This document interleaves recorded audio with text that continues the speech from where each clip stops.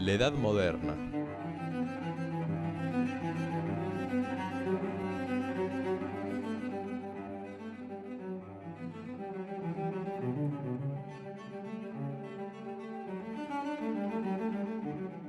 En el año 1453, el Imperio turco invadía y tomaba la capital del Imperio Romano de Oriente, la ciudad de Constantinopla, lo cual marcó el fin de la Edad Media en Europa y el fin de la cultura clásica, dando paso a lo que posteriormente se conocería como Edad Moderna.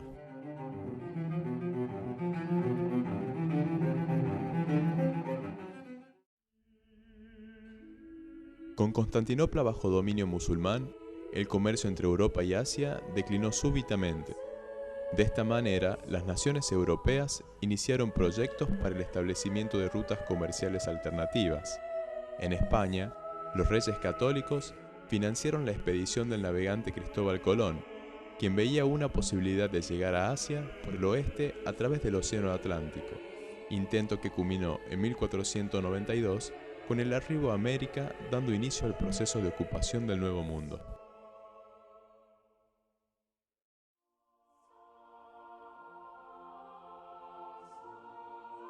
El desarrollo comercial del Mediterráneo y el crecimiento de la actividad industrial fueron aprovechados por la burguesía, la clase social que estaba creciendo junto con las ciudades, lo cual produjo un cambio en el sistema económico.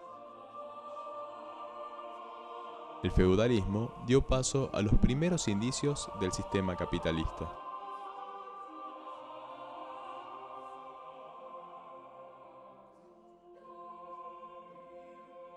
Esta edad también significó para Europa importantes cambios en su ordenamiento político. El fenómeno más destacado fue el surgimiento del Estado moderno, un territorio con fronteras determinadas, un gobierno común y un sentimiento de identificación cultural y nacional de sus habitantes. Estos factores de índole material, religioso y filosófico determinaron la aparición de un nuevo movimiento espiritual de liberación. El Renacimiento fue un amor extremado a la vida terrena, a la belleza y a la naturaleza. Un movimiento de renovación en el cual se replantearon muchas de las ideas que perduraron durante el mundo medieval. Se extendió la actitud crítica, la observación de la naturaleza, la experimentación científica y se alcanzaron notables avances técnicos, así como una extraordinaria expansión de las artes.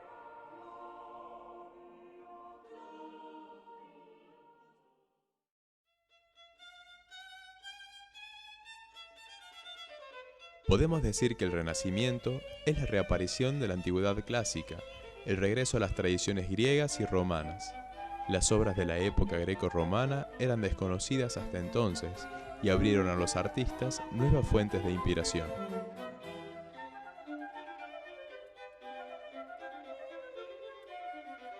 Durante este periodo se produjeron dos sucesos principalmente relevantes que permitieron su expansión y consolidación en toda Europa: la invención de la imprenta y el mecenazgo.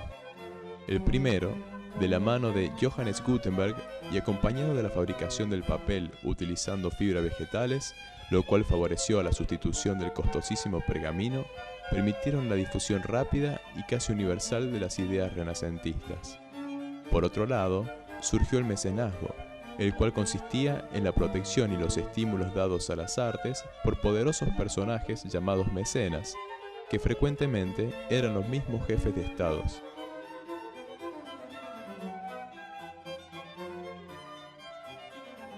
En lo que se refiere al arte, muchos son los artistas que se destacaron en este periodo, sobre todo pintores y escultores.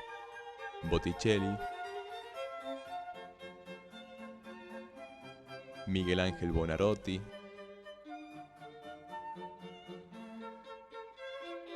Rafael,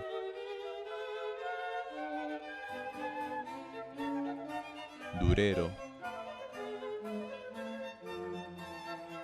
El Greco.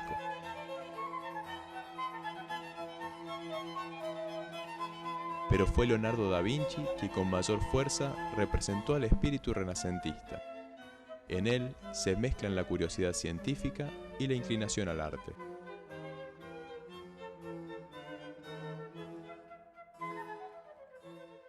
En la música, apareció el canto a muchas voces y en polifonía, es decir, utilizando distintas líneas melódicas, el cual solía realizarse sin acompañamiento.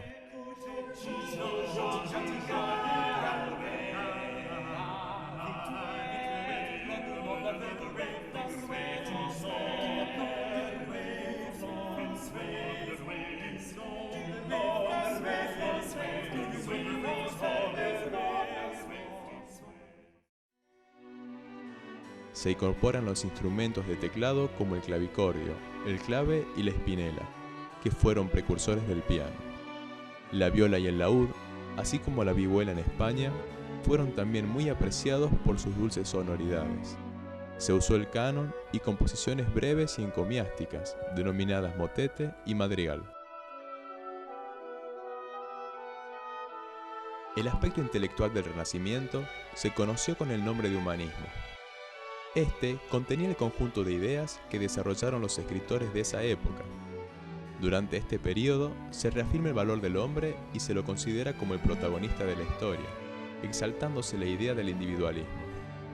Los precursores del gran movimiento humanístico y renacentista fueron los italianos Dante, quien idealiza a su amada Beatriz en la Divina Comedia, Petrarca, que cantó a su amor platónico canciones de una gran delicadeza, y Boccaccio, conocido por el Decamerón, colección de un centenar de cuentos. En este periodo se destacan grandes escritores de la literatura universal, como Cervantes, Shakespeare y Rabelais, quienes son considerados los exponentes máximos de la literatura española, inglesa y francesa respectivamente. La grandiosidad de los edificios que en la capital de la cristiandad se estaban levantando y la construcción de gigantescas cúpulas influyeron en la concepción de los pintores de esta época, los cuales se apartaron de los detalles y de las sutilezas y crearon unos lienzos de dimensiones considerables que eran desarrollados con un excelso realismo. Este realismo se ve también representado en la mayoría de las esculturas de la época.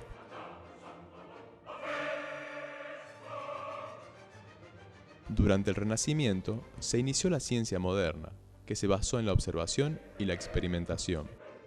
Pero fue Copérnico quien hizo uno de los más grandes descubrimientos, la teoría heliocéntrica, según la cual el Sol, y no la Tierra, era el centro del universo. Esta teoría fue reforzada por posteriores observaciones realizadas por Galileo Galilei y Johannes Kepler, y confirmada teóricamente por Isaac Newton, dando paso a la primera revolución científica.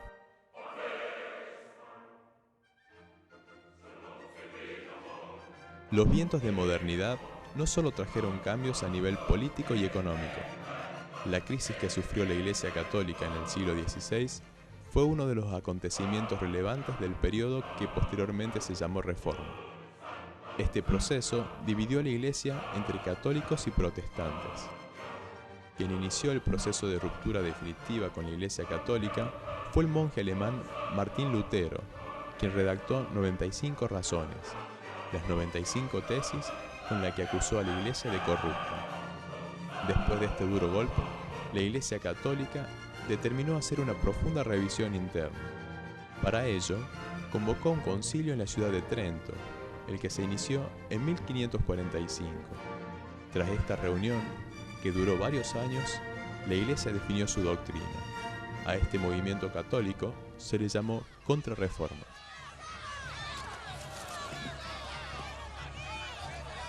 Por orden de su santidad, el Papa León X, todas las obras de Martín Lutero serán borradas de la memoria de los hombres. Dentro de este marco histórico, alrededor del año 1530 surgió un nuevo movimiento, el manierismo. Se trataba de una reacción anticlásica que cuestionaba la validez del ideal de belleza defendido en el Alto Renacimiento. Este movimiento artístico puede relacionarse con el espíritu de la Contrarreforma, interpretando la complejidad y la confusión del manierismo como un reflejo de la derrota del ideal humanista por las fuerzas religiosas.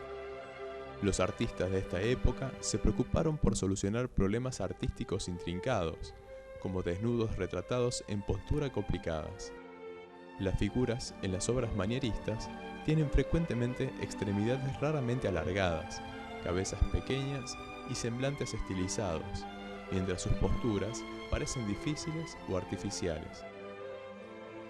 Por otra parte, los colores no remiten a la naturaleza, sino que son extraños, fríos, artificiales, violentamente enfrentados entre sí, en vez de apoyarse en gamas.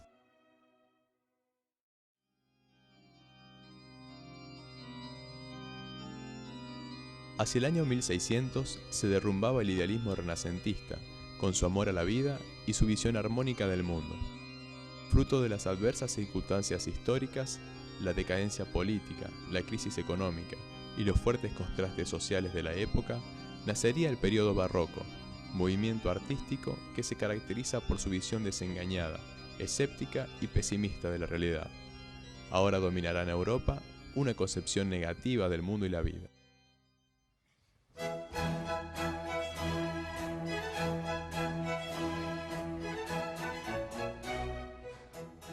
Este movimiento se caracteriza por una excesiva ornamentación, opulencia y brillantez, acompañados por la utilización del contraste y la artificiosidad. Se abandona el equilibrio del arte renacentista, buscando la originalidad y con la intención de sorprender al receptor. El virtuosismo, junto con el realismo, fueron muy investigados por los artistas de la época.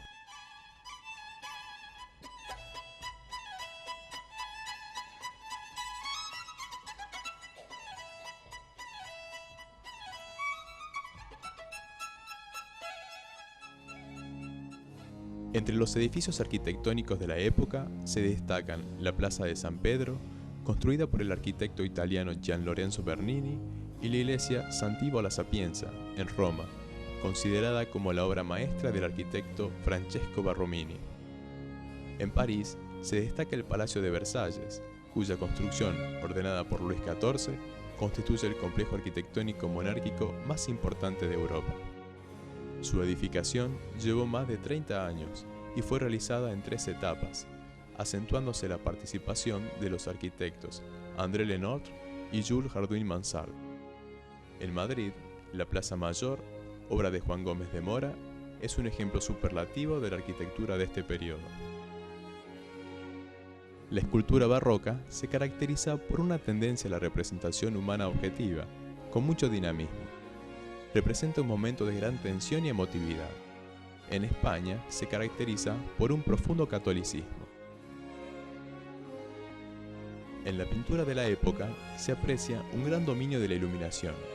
Se desarrolla la técnica del claroscuro. Se buscaba dinamismo en las obras con gran predominio del color sobre el dibujo. Algunos representantes de este arte son Caravaggio en Italia, Velázquez en España y Rembrandt en Holanda, entre otros. En la literatura española aparecen 2 corrientes contrapuestas. El conceptismo, impulsado mayormente por Francisco Quevedo, que se caracterizaba por el juego de palabras y los dobles sentidos, y el culteranismo, descrito por un lenguaje elaborado y el uso de metáforas, imágenes embellecedoras y cultismos. El principal representante de este último fue Luis de Góngora. En esta época, también Lope de Vega sentó las bases del teatro moderno. En cuanto a la música, puede decirse que 2 acontecimientos dan lugar al inicio y al fin del periodo barroco: la creación de la ópera y la muerte del compositor alemán Johann Sebastian Bach, respectivamente. Otros autores destacados son Antonio Vivaldi y George Frederick Handel. Las obras de esta época se definen por una abundancia exagerada de adornos, melodías muy ornamentadas, con floreos, trinos y acompañadas siempre por un ritmo regular con apoyo armónico, el bajo continuo. La utilización del contraste es determinante. Los movimientos de las composiciones son alternantes, rápido, lento, rápido. Y en las óperas alternan partes cantadas, las arias, con partes semicantadas, los recitativos.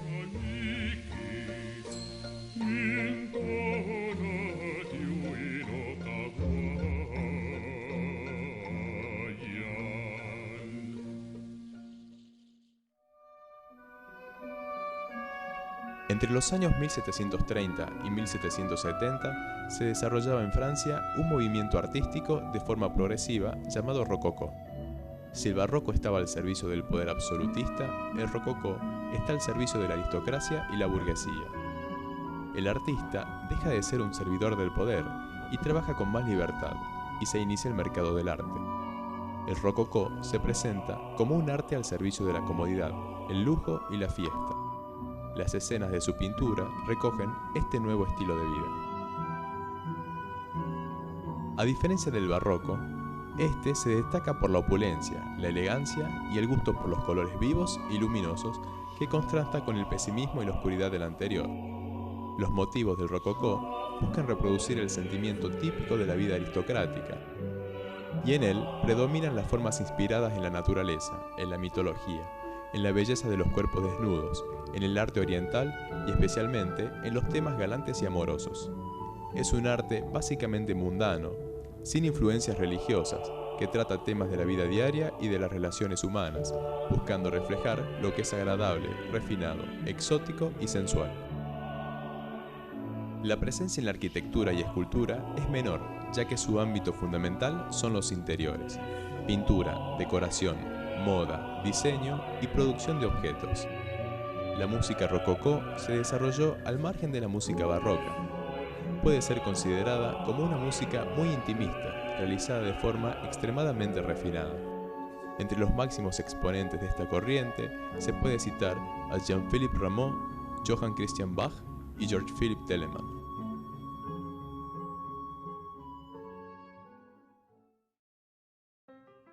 De forma simultánea al rococó se expresaba un nuevo estilo artístico, el clasicismo, una nueva corriente de pensamiento estético e intelectual que tuvo su apogeo en los siglos XVII y XVIII. Se inspiró en los patrones del arte y el pensamiento del mundo clásico, es decir, las culturas griega y romana. Se expresó en todos los dominios del arte, desde la arquitectura y la música hasta la pintura y la literatura. La arquitectura clasicista se opone al barroco y al rococó, buscando la sencillez y la limpieza de formas, y tomando como modelo las ruinas clásicas de Italia. En literatura, se aboga por un lenguaje emocional que llegue a los sentimientos del lector, pero que lo haga a través de los filtros del intelecto. La escultura mantiene la estética barroca, ya que el rococó tiene una escultura limitada y poco interesante.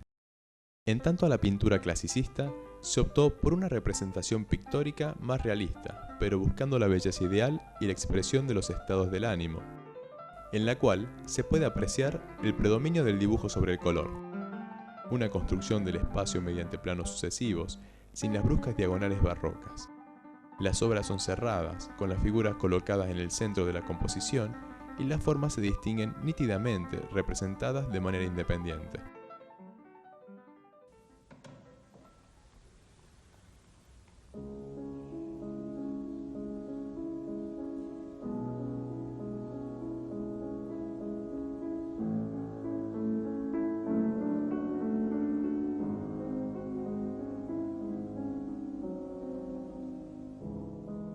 En música, es considerado el estilo caracterizado por la evolución hacia una música equilibrada entre estructura y melodía.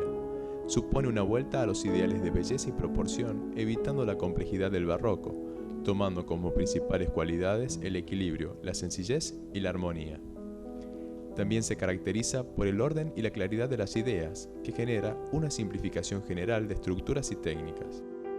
Adopta un estilo homófono o vertical, donde la melodía es clara y sencilla, y los ritmos no buscan el contraste, sino que son regulares y unitarios. Los instrumentos se agrupan en familias y desaparece el bajo continuo, observándose un predominio de la música instrumental frente a la vocal. Franz Joseph Haydn, Wolfgang Amadeus Mozart y Ludwig van Beethoven son sus representantes más destacados. La ópera, nacida en el barroco, alcanza su auge, siendo una de las formas favoritas de expresión de los artistas. Se eliminan los excesos barrocos, tendiendo a la naturalidad con argumentos más cercanos al público, plasmándose dos estilos, la ópera seria y la ópera bufa.